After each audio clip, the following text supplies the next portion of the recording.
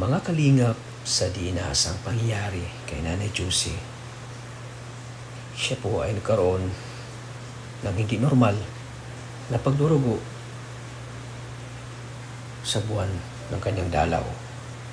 Kaya laging sumasakit ang kanyang puson at namumutla, nangihina po si Nanay Josie. Kaya agarang aksyon ang aming ginawa at agad namin siyang dila sa ospital para may paggamot. Ang kalagayan ni Josie na ito mga kalingap, kawawa po.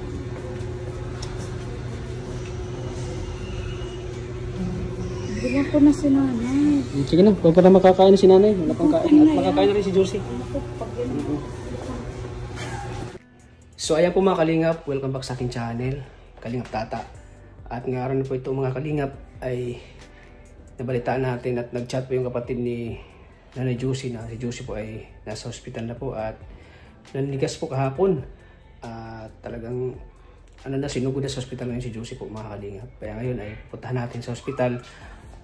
Tinitig ko pa yung mag-asawa, si Marilia Gabriel at ang kanyang asawa kasi yan yung sasakyan nating tricycle. Kaya nakakalungkot po na balita, kaya pupuntahan natin ngayon mga kalingap kung ano yung kalagayan ni Josie ngayon sa hospital. Tara, samahan niyo ako mga kalingap. So ayan po mga kalingap, ngayon po ay pupunta na namin si Josie at nag-chat po si Ate Evelyn sa akin na nasa hospital na daw sila kaninang umaga po. So ngayon po ay pupunta natin para masigurado natin po at para masigurado natin yung buhay ni Nanay Josie.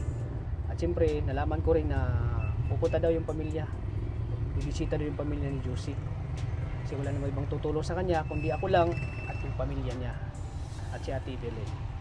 So ngayon po ay kumustahin natin mga kalingap at siguro din natin kung ano yung mga dapat gawin, kung ano dapat babayaran sa ospital. Kaya ngayon mga kalingap, samahan niyo ako at bisitahin natin si Nanay Josie.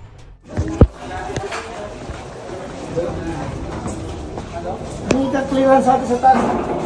Para makano tayo. Lakad na tayo po. May clearance yun. Meron na ako, ilan ko na, meron na ako. Hindi po yung clearance mamaya para makagamit tayo. Kasi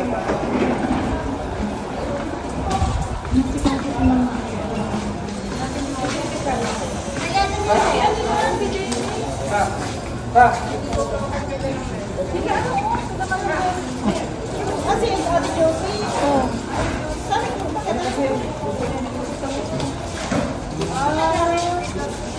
Baka may minukusan na. high blood. High blood na. High blood din.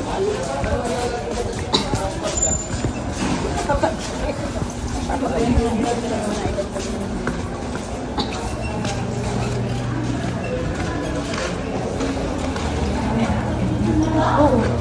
Nakagod na. Wala nga panong ganda na sila kahit ano. Sabi ko pag makasagit ko na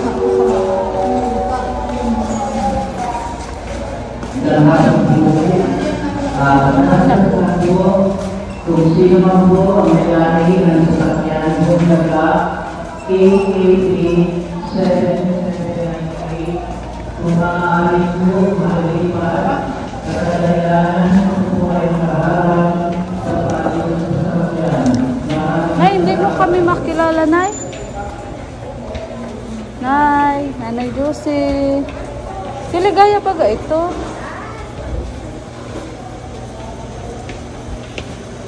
Hindi talaga siya mag-imik na ano? Wala na nga akong naawak ito. Sino nag-contact na sa anak? Sino nag-contact sa anak?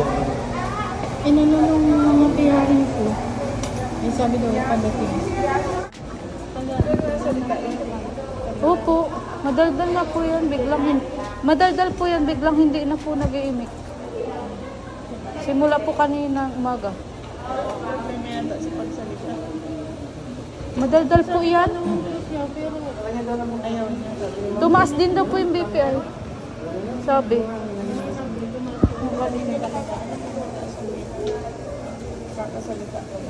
Ay.